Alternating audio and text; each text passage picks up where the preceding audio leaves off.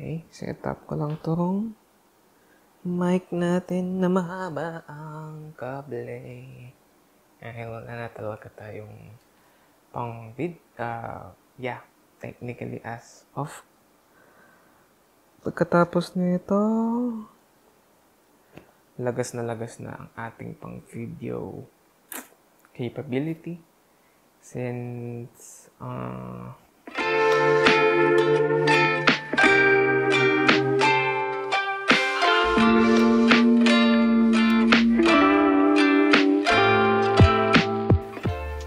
I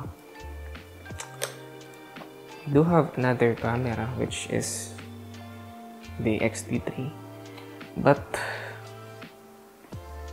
recently may issue siya, overheating, and I thought of not using na lang din ang X-T3, or si Coco, na name of our dog na who passed away before and was willing na ipon ko for the camera, the X-T3 or Fuji camera that time.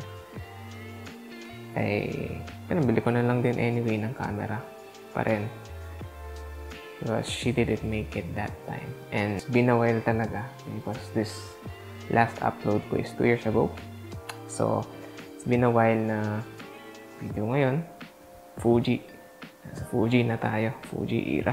Shit. Sorry, mali po tayo. Fuji era na tayo ngayon. So,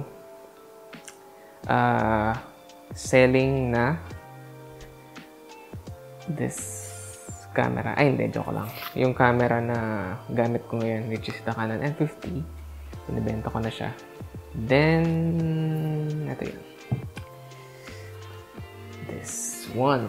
This Canon M50, or since nakiride na ako sa mga naming sa mga cameras, the name of this camera for me is Cooper, inspired by none other than that, and this little guy. So, yeah, this is the last day na magagamit ko siya. This Canon M50 with the kit lens, tapos meron din siyang top handle.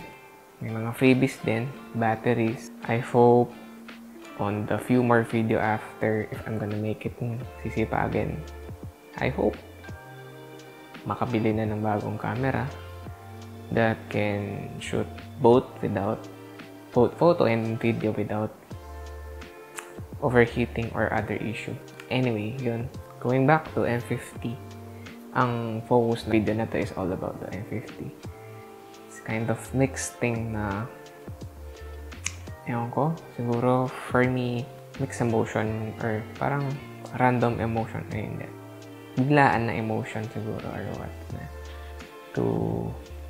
Dati I'm being very sentimental before, so I end up selling na ngayon itong Canon M50 rather than both. Binili ko yung X-T3 without selling any gears. I mean, well, I did sell a gear that time, which is the 24-105 Canon EF.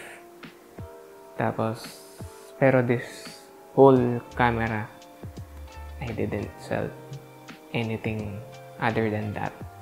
And, well, syempre that time, which is 2 years ago, I guess that time, mabibenta ko pa yun ng medyo mataas. And honestly, right now, benta ko dito, 18,000 lang, mababa. Lowest in the market. Because it does have a issue. Battery issue sa cage niya. Pag may tinanggal ka sa cage yun dun sa baba, either the battery or SD card, there's a chance na hindi siya mag-on after. But you need to have it, sinabi ko naman to sa buyer na tanggalin niya lang yung battery, tanggalin, balik, tanggal, balik, hanggang gagana siya. Since mabait si buyer. And sabi niya, hanggang magkakapera siya, nagka-budget siya, eventually after, napag-aralan niya na si Cooper, natuto na siya sa photography, baka pati videography, ganun. So, I think aalaw naman niya siguro na I will buy it back sa kanya. As memories lang din. At least the XT3 or si Coco. Actually, I did decided not to. But there are time na I want to sell it. Pero since meron na nga siyang mas matinding pangangailangan, mas matinding problema compared dito sa M50. So I think it's not worth it na ibenta.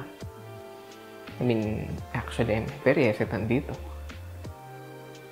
I did try to fail. But, yeah. Wala namang problema si buyer dito na di siya nagawa.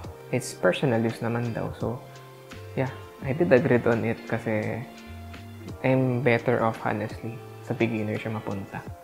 Yung hindi ako masisisi kahit indirectly na ay, sayang, di mo nakuha kasi yung camera mo, ganyan. At least, on personal thing, lalo na kung pag-aaral lang sa photography, sasanay lang, it's okay. So, yes, panatag naman ako sa buyer. So, yeah. Again, yun lang. Kahit A7 III lang, pwede na yan for both video. I hope, sana, yes.